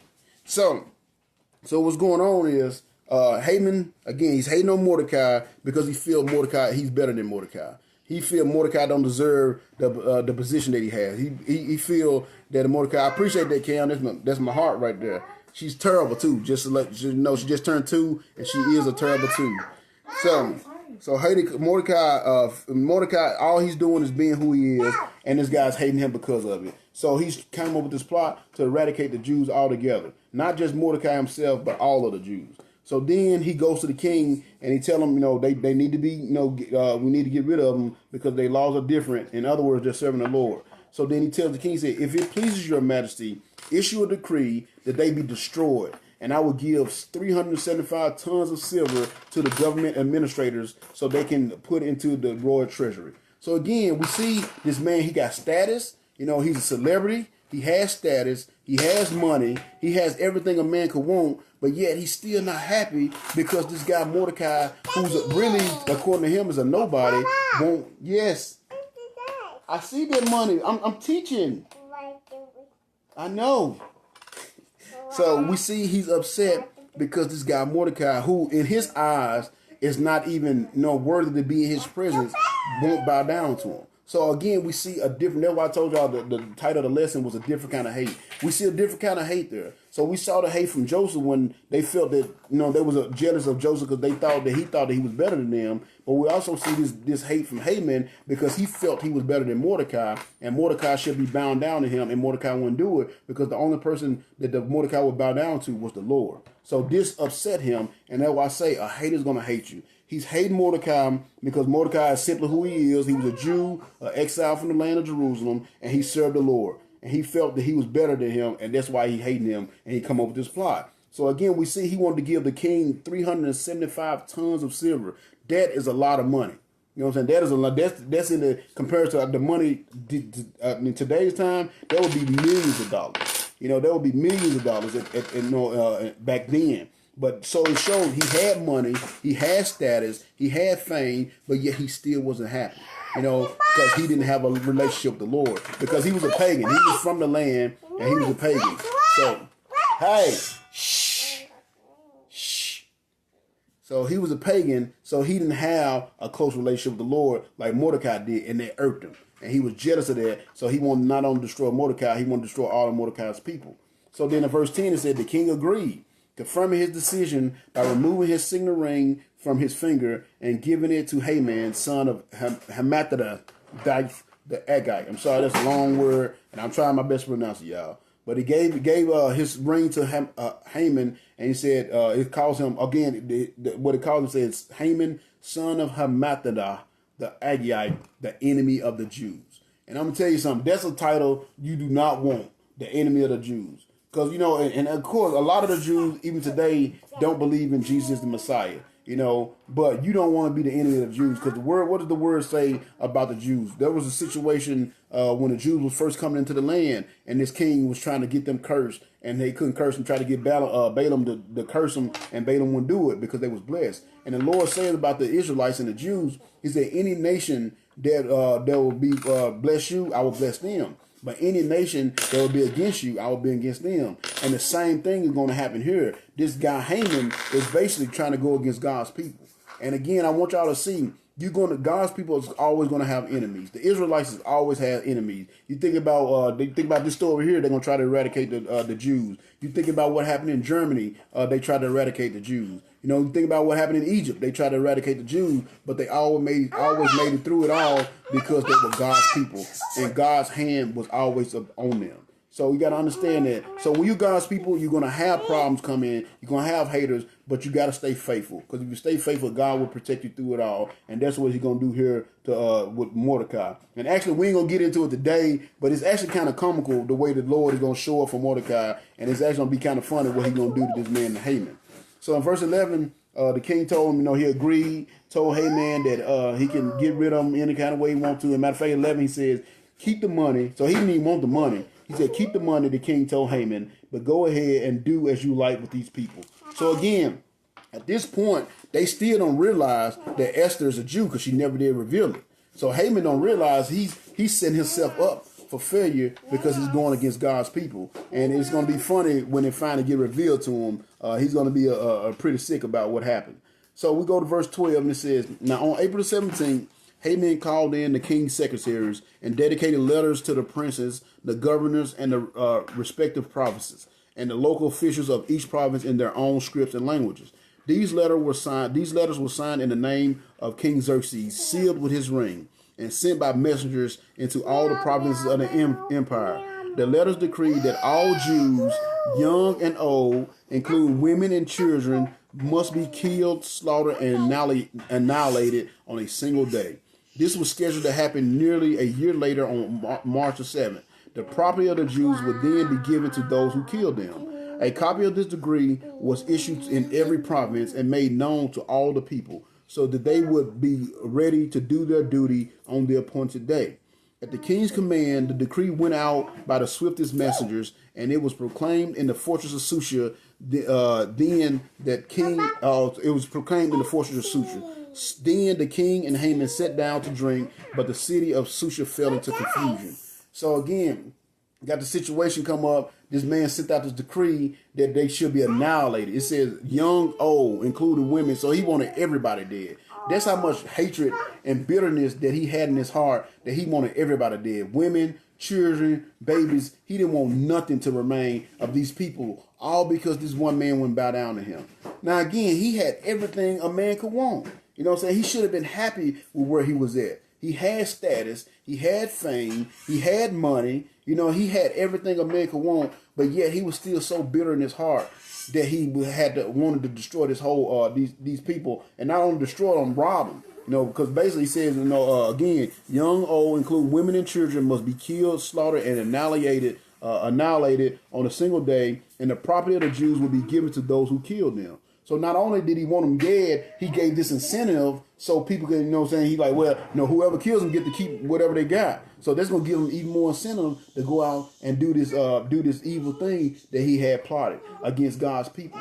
So again, we see that happen with Christians today. We see that happen today, and that's why I'm urging y'all to please, no matter what comes along, no matter what obstacles you have to get over, please stay faithful to the Lord. Because we're going to experience this hate. We're going to experience people trying to take us out of this world. We're going to experience people trying to eradicate anybody that truly believes in the Lord. It's going to happen. But don't let that deter you from doing God's work. Because what's going to happen is God is going to show up and he's going to protect you. Just like he's going to do here for Mordecai. Because right now, this seems grim. Everybody got to die. If you're a Jew, one man, woman, child, you got to die, and everything you have is going to be taken away from you. So that's a bad situation. But watch what happened. Mordecai, and again, I'm showing y'all, we're seeing the characteristics of Mordecai. We're going to see that he's a faithful man because we're going to see how he's going to respond to that. And I told y'all last week as I finished up, what determined where you at in your relationship with God, what determines whether you're a good Christian or not, is how you respond to the hate. How do you respond to the hate? Do you go to God and just put it in God's hands, or do you try to take it upon yourself and get revenge for yourself? Do you try to go and do things against the people that's been hating on you? If that's the case, if that's what you do, if you're one of the people that always got to get even, then you got to realize, man, you're not really walking the walk the way God wants you to walk the walk. You're not really walking the way Jesus did. What did Jesus say when he was being hung up on the cross? Forgive them, Father, for they know not what they do. Now, he could have called down angels. He could have called down fire from heaven. And he could have completely destroyed those people. But he wasn't looking to destroy them. He was looking to forgive them. Because he had a good Christian walk. I mean, of course, our walk is from him. So we got to understand that the way you respond to the hatred, the way you respond to the way people treat you, the things that people say about you, the things that people do to you, determines what kind of Christian you are. And it is tough, Cam. I agree 100%. It's tough, brother. It ain't nothing rougher than having to forgive somebody that has done you wrong. And honestly, especially us as Christians, and I know me as a man, it makes you feel weak. You're like, man, I gotta let this guy screw me over, but you can't look at it like that. You gotta look at it from God's perspective and put it in God's hand. And that's what Mordecai gonna do. So we're gonna go through chapter 4 so you can see what Mordecai is gonna do. And then once we go to chapter 4, I'm going to cut it off there, and we're going to see how this is going to all conclude. So that's why I say I want y'all, this is all the setup, the meat of the lesson, and y'all can't miss it. It's going to be on Monday at 5 o'clock. So I really hope y'all tune in for that, because that's going to really be the meat. We're going to really see God start to show up, and we're going to show you what happens when God is involved in taking care of his people. So chapter 4, we're just going to see how is Mordecai going to handle this. He's in a situation now. He's a palace official. A decree that's just been put out for not only for him to be killed, for all his people to be killed.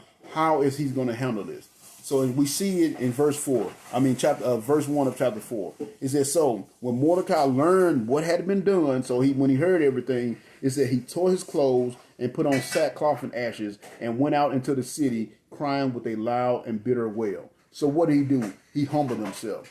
Whenever you read your Bible, for you guys, and most of you guys I know you're familiar with the Bible, but if you're not, whenever you read your Bible and it says somebody had on sackcloth and ashes, in other words, there was mourning. There was a sense of mourning. That's what they did when they was mourning, and they will humble themselves and show God that they're humble. Because from what I understand about sackcloth, it was this rough, really rough fabric. It was, of course, the nicer the fabric feel on your skin, the nicer it fits you, the better off it is. So this sackcloth, it was this really, really rough fabric. So people did that to humble themselves and show God that, hey, I'm in deep desperation right now. I'm humble. I'm coming to you. I need something from you. I need you to show up and do a mighty miracle in my life, kind of thing. So that's what he's doing. He has on the sackcloth. So he took off. Now, again, at this point, he was an official. So he took off his official clothes and he went and he put on his sackcloth and ashes and went out to the city crying with a loud voice and a bitter wail.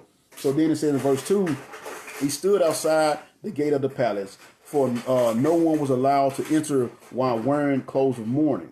And as the news of the king's decree reached all the provinces, there was great mourning among the Jews. They fasted, wept, and wailed, and many lay in sackcloth and ashes. So it shows you he humbled himself. He humbled himself, and he gave up his position to even be able to go into the palace so he could mourn and give his heart to God, because they knew they needed something. They needed God to show up. And it says they fasted. In other words, they denied themselves food. They denied themselves water. Whenever you see somebody really trying to get into God, get in touch with God in the Bible, even some of his biblical men, they would do a fast. and they would do a fast and deny themselves in food or water for a day so they can have a closer relationship with God. And that's what they're doing here. It said all of them did. It said, and I'm going to read it again, it said they fasted, they wept and wailed, and many people lay in sackcloth and ashes. So they all humbled themselves and they all fasted so God can show up. So what do you see them doing? How are they reacting to this thing that just happened? They didn't go out and start all of a sudden building an army and stockpiling weapons. What do? They start putting it in God's hand. So then in verse 4 it says, now when Queen Esther's maids and eunuchs came and told her about Mordecai, she was deeply distressed. So she sent clothing to him to replace the sackcloth, but he refused. He refused it. So now that's going to show you a little something about Esther, because she's been queen for about 5 years at this point. So it shows you she's kind of forgotten where she's came from a little bit. She of all people should know with him having his sackcloth on that he's in deep mourning about something. So she's trying to keep him from mourning and humbling himself and giving the glory to God that he's trying to do so he can get God to interact. And she's going to try to send him some other clothes. Take that off. You're embarrassing us. That's what you got to think. That's more what it was than anything. Now, take that off and put these clothes on. But he refused because he was in deep distress, because he knew what was about to happen. He knew what was at stake. He knew the lives of not only him, all his people was at stake at this point, and he wanted to show God that, hey, I'm humbling myself because I need you to show up. So it shows you that she had kind of forgot where she came from, and he's going to have to remind her of that before this verse is out, before this chapter is out. So she sent him the clothes, but he refused it because, again, he was in mourning and he was humbling himself. So in verse 5 it says, then Esther sent for Hatash, one of the king's eunuchs who had been appointed to her as an attendant. She ordered him to go to Mordecai and find out what was troubling him and why was he in mourning. So Hatash went out to Mordecai in the square in front of the palace gate. Now Mordecai told him the whole story and told him how much money Haman had promised to pay into the royal treasury for the destruction of the Jews. Now Mordecai gave Hatash a copy of the decree issued in Susha that called for the death of all Jews, and he asked Hatash to show it to Esther. He also asked Hatash to explain to her and to urge her to go to the king to beg for mercy and plead for her people. So Hatash returned to Esther with Mordecai's message. Then Esther told Hatash to go back and relay this message to Mordecai. The whole world knows that anyone who appears before the king in his inner court without being invited is doomed to die unless the king holds out his gold scepter. And the king has not called for me to come to him in more than a month. So Hatash went back and gave Esther's message to Mordecai. So now, again, we see a little bit of her attitude. She's forgotten where she's came from. She's forgotten who got her there. She's forgotten that God put her in that position. And Mordecai is going to have to remind her of that, because she's trying to protect herself. Again, she's been queen for about 5 years now. Everything's been going good for her. So instead of making that sacrifice for her people, she's more concerned about saving her own butt. That's why she sent the clothes out there to Mordecai, because again, it was embarrassing her that her uncle was out there in this sackcloth and he was wailing around crying out there in public. It was embarrassing her because, again, I think at this point she's forgotten where she's come from. So, when he sends her this message telling her, hey, I need you to go in and talk to the king, she's worried about saving her own butt. She's like, no, well, if you go in and talk to the king and he don't hold out the scepter, then I'm doomed to die. So he tell him. So then she went. The servant went back and gave the message to Mordecai. So Mordecai gonna send his message back. And she told him, like, if he don't hold out the scepter, I'm doomed to die. And he hadn't called for me in a month. So again, ladies, how would you like that? Not to be able to talk to your husband for a whole month and you just got to deal with it. I know that wouldn't happen these days, but that's how things was back then. So what we see, Mordecai he's gonna remind her of where she came from, and he's gonna remind her how she got where she needed to be at. And this is verse 13. It says, Mordecai sent back his reply to Esther: don't think for a moment that you will escape there in the palace when all the other Jews are killed. If you keep quiet at a time like this, deliverance for the Jews will arise from some other place, but you and your relatives will die. What's more, who can say but that you have been elevated to the palace for just such a time as this? So he just tell her, don't think just because you're the queen that you're going to be saved. Once they find out that you're a Jew, you're going to be dead too. He said, but even more, if you don't step up right now and do your duty as a. I'm gonna put it so it relates to us. So from the lesson I'm trying to convey to y'all, when he's telling her, if you don't step up right now and do your duty as a Christian, then guess what? Deliverance will come from somewhere else. The Lord will raise somebody else up to do it, but guess what? You're gonna lose your blessings. That's what he basically told her. You know, if you don't step up and do the task that God have for you to do, you know what I'm saying? God will raise up somebody else to do it, but guess what? You're going to lose the blessings that you would have got from doing it yourself.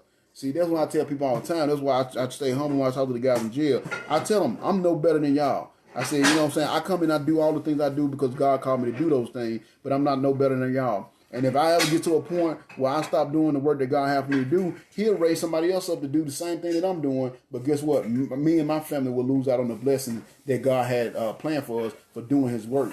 And that's what he just told Esther. Don't forget where you came from. Don't forget how you got there. You don't know. God might have put you there just for this situation. So again, we see how God's will is starting to unfold, and that's exactly what's going to happen. She's going to be able to save her whole nation because she's in the position that she's in. But that's what Mordecai reminded her. Don't forget what I taught you. Don't forget that God rules in our lives, the things that I taught you about being faithful. And how do you know that God didn't put you in this position just for this time right here? So he's going to remind her of that. And she's going to come to assist him. And then the end of chapter 4 in verse 15, it says, so then Esther sent this reply to Mordecai. Go and gather together all the Jews of Susha, fast for me. Do not eat bread or drink for 3 days, night or day. My maids and I will do the same. And then, though it is against the law, I will go in to see the king. And if I must die, I am willing to die. So Mordecai went away and did as Esther told him. So this is going to give us our fourth reward right there. And again, we saw this a little bit from the story of Joseph as well. But we see the ability to accept God's will, but more importantly, to put things in his hand. See, when you accept God's will, in other words, you putting everything in his hand. The place you are in your life right now, the things you're going through in your life right now, you're putting those things in God's hand when you accept his will. And see, she was trying to put things in her own hands. She was thinking she just wasn't going to say anything about who she was and she'll be able to get by. But Mordecai reminded her, like, eventually it's going to get out, and don't think you're going to be safe just because you're the queen. And that's what he's telling her. So then she realized, I just got to accept God's will. I'm going to put it in God's hands. So she told them, hey, y'all go fast, don't drink or eat anything for 3 days, fast for me, and I go in and I accept God's will. If I go in and I must die, then I must die. But if I go in praying, I pray God to be with me, and the king will show me favor. So she puts it in God's hands. So we're going to end it right there. Again, 5, 6, and 7, which is the chapter that we will do Monday, are going to be the meat. We're going to see what happened when God show up. When somebody's trying to attack God's people and God show up to protect them, we're going to see what happened. And that's why I want y'all to understand. The lesson today was more of setup than anything. I wanted to get the story set up, and I want y'all to see that what a hate came into there, came into the story, and why this man hated. So again, this man Haman, he has status. He's a celebrity. He has status. He has money. He has power. He's been elevated, but yet he's hating this guy Mordecai because Mordecai wouldn't bow down to him. So that's what I want y'all to see. Status, money, fame, that is not going to make you happy. The only thing that's going to make you happy is a close relationship with the Lord. And we see that. So he put this decree out, convinced the king that these Jews need to be eradicated, need to be killed, put out a decree to kill everybody on this day about a year from now. And how did Mordecai respond? He responded by going to his knees, telling her that you need to go into the king and see, can you plead for mercy for us? And then they put it in God's hand. So she told him, I will go in. She didn't want to do it at first, but she said, I will go in, and if I must die, I will die. But I want y'all to fast and pray for me. So what they're doing, they're putting it in God's hand. They're accepting God's will. If this is God's will for us, then we accept it, but we're going to do all we can to see if we can change the outcome by bringing God into the situation.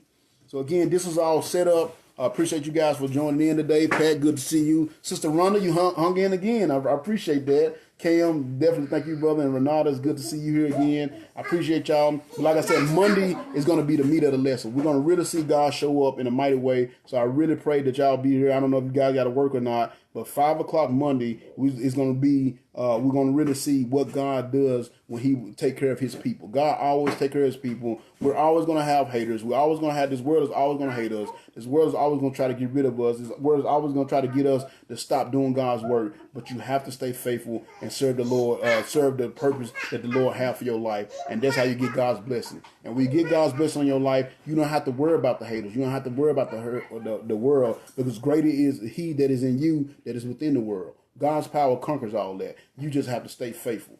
So, like I said, I'm going to end today. That was the introduction. We see the hate came in. We saw different aspects of hate. We saw that again. We got two more different aspects of hate that we saw today. We saw that the haters going to hate you for simply being who you are. You know, Haman hated Mordecai because he was a Jew. Mordecai couldn't help being a Jew, but the Haman hated him because of that. And then we saw number 9, another aspect of hate. Number 9, a hater's going to hate you because they think you're better than they think they're better than who you are. Now, Haman was the second most powerful man in the land, and Mordecai was a nobody. He was an official, but he was nobody. But yet, Haman hated him because of who he was. You know, and we saw also that he's going to hate them for faithfully serving to God. We know that Mordecai, as a Jew, was a man of God. And we see here how they're fasting, they're praying. They're putting this whole situation in God's hand. So a hater's going to hate no matter what you do. So the best thing is to just keep serving the Lord. And if you do that, we saw what happened. We got God's favor. We saw God's wisdom coming to the situation. We saw elevation. We saw how Mordecai was elevated to a position of a palace official because he stayed faithful. And we also saw that they had the ability to accept God's will and to put this whole situation in his hands. So I appreciate y'all for joining me today. Of course, remember, Pat, I got your message about doing the book of Revelation. And I'm thinking what I'm going to do is when we finish up the book of John for the Lost Sheep Ministry, I go into the book of Revelations and we go through the book of Revelations chapter by chapter. So I got that. So if there's anybody else out there, there are any specific books that you want me to go into, any specific subjects you want me to do a lesson on, message me and I will get to that whenever it fits in the schedule. But I will definitely put it on my schedule to get in there. Keep sharing the videos. I appreciate everybody that's been sharing the videos. Continue to do that. It's been a blessing. Keep telling your friends about me. Tag people in the videos. Whatever you got to do to get this word out, because that's what I want to do. I just want to get this God's word out and help people see the things they need to see so they can continue to build a relationship with God. I want to thank everybody for the prayers for the church. We got word this week that the insurance is going to pay out, and it's going to cover our needs for us to get a new church. So everybody that was praying for us on that, man, thank y'all so much. Prayer changes things. And we see here at the end of the story, what are they doing? They're praying to God. God, we need you to show up. And like I said, we're going to go into Monday. God is going to show up in a mighty way. So I thank everybody that's been praying for us with this situation. And everything is working out to where we're going to be getting us a new church soon. And I will keep y'all posted on the details of that. And then last but not least, if there's anybody in your world, or if you're watching this video and you're not sure about your salvation, or if you know somebody that's not sure about their salvation, please, please, please reach out to me. Send me a message through inbox. My phone number is on the my Facebook page, so you can call me. Whatever you need to do to get to me, and I can share the gospel with you, because that's the most important decision we ever make. Whether we have made decision to accept the Lord Jesus Christ as our Savior or not, because that determines where we're going to be in eternity. No matter what's going on in this world, we definitely want to be prepared for what's going to go on in the next world. So I'll ask y'all, if anybody not sure about their salvation or know somebody that's not, please reach out to me. So again, thank y'all for joining me today. I'm going to say a prayer, then we're going to get out of here. Dear Lord and Heavenly Father, come to you today as your humble servants. Thank you once again for the opportunity to have this lesson today, Lord. I thank you for this life of Esther and Mordecai. And I thank you for bringing out, showing us how no matter who you are, no matter what you do, the hater's going to hate. We looked at Joseph, and Joseph was being successful. He had big dreams. He was doing things, doing big things, and his brothers hated him because of it. And then we looked today where Mordecai wasn't doing anything. He was just being who he was and just, whatever position he had, he was just serving you faithfully there. And we got this guy that was in a high position that hated him because of that. We can't win for losing in this world, but at the same time, we're not meant to. Because you said the world hated you. And because it hates you, it's going to hate us because we serve you, Lord. So I pray that you help all these people that watch this video, that hears this lesson. I pray that you help them see that, Lord, that no matter what they do, no matter where they go, no matter where they at, if they're serving you, they're going to be hated on. So the best thing is to just continue to serve you anyway and do the work that you have for us to do, Lord. I ask you just continue to watch over us all, continue to bless this ministry, continue to help us grow. There's been several people that have joined us over the last few weeks since we started this, Lord, and this has been such a blessing to me and encouragement to me, and I thank you for all of them. I thank you for the ones that's been sharing the videos. That's been a blessing. Thank you for the good news from the church, Lord, that the insurance company is going to cover the church, and we'll be able to get us a new home pretty soon. That is such a huge blessing. It's something that we've all been praying on, and I thank you for answering our prayers and showing the people that you do answer prayer, and prayer do changes things. So we thank you so much for that, Lord. And thank you for blessing us and guiding us. Thank you for giving us this time to get into your word today. And for all those that's watching, I'm assuming everybody's been feeling good and feeling all right, staying away from this COVID thing. So I thank you for keeping your hand of protection on their life as well. So, Lord, as we finish up here today, I just ask you to continue to watch over us. Let these words that were spoken here today sink into our hearts, to change our minds and change our perception of the way we live in our lives. Help us to see that it's not the status, it's not money, it's not status, it's not position that makes us happy, Lord, because this man Haman had all those things, but it's a close walk with you. So I just pray that everything that's been done through this ministry, everything that I do in my life will help others see you and have a close walk with you, Lord. I pray you to keep your hand of protection upon them all until we can gather here once again. I ask you to continue to guide them in the right direction and use your words to do so, Lord. I pray that you help them build a relationship with you and continue to guide them in the direction they need to go. I pray that you keep your hand upon our country and what we're going through right now. Help us heal this country, Lord. You said those who are called by my name will humble themselves and pray, seek your face and turn from our wicked ways, that you will hear from heaven, forgive our sins, and heal our land. And we're praying that you will do so, Lord. And I'm also praying that you send out more workers for the harvest, because the harvest is plenteous, but the workers are few, Lord. So I ask for your help in doing this great work. I wish I can do it all, but I know I can't do it all myself, Lord. But I'm praying that there'll be faithful ones out there that will hear your word and be touched by your word and want to get into the business of serving you, because that's where true success come from, and that's where true greatness come from, Lord. Be with all the small business that's suffering right now, all the people that are out of work right now, and any ones that's sick right now. Just be with them all. Keep your hand upon them and let them know that you have not abandoned them, Lord, but you are there with them in the midst of the troubles they're going through. Just keep your hand upon them. Be with all those that are in the military and their families. Keep them safe as well. They got a double whammy. They got family members that's away, but they're also dealing with this illness as well, Lord. So just keep your hand upon them. Keep your hand upon all my family and friends, and the church. Continue to bless us in the right direction. Give us the wisdom we need as we move forward to getting this new home. Pray that we make the right decisions, Lord, and just continue to use my family to do a mighty work in your name. And last but not least, Lord, if there's any out there that's watching this video that don't know you as Savior, Lord, I pray that you give them the courage and touch their heart to reach out to me or reach out to some pastor, some faithful man of your word, and hear, so they may hear your gospel and accept you as Savior before it's too late. We just love you so much. Thank you for all these faithful ones that's been listening to the video today. And I ask you to continue to watch over us, bless us, and guide us so we can continue to walk in your ways and serve your purpose and your will with our lives. We love you and thank you for all you've done and given. And we say this prayer in your wonderful Son, Jesus' name. Amen. All right, thank y'all for joining me. Thank you for staying in, even though we got this little girl in the background making all this noise because she's terrible. But thank y'all. Thank y'all. Come over here and say bye-bye. You gonna come say bye-bye? You've been making all this noise? Gonna say bye-bye? Tell everybody, say bye-bye. Bye-bye. Say bye-bye. Wave. Not the bowl. Say bye-bye. Bye-bye, everybody. So I love y'all. Praying for all of y'all. And remember, take care of yourself out there. Be safe. And always watch your back and pray. I love y'all, and I'm praying for y'all. And please show up Monday, and we're going to see what happens when God shows up. We're going to do chapter 5, 6, and 7 Monday, and we're going to see God show up in a mighty way. Y'all have a blessed rest of your evening.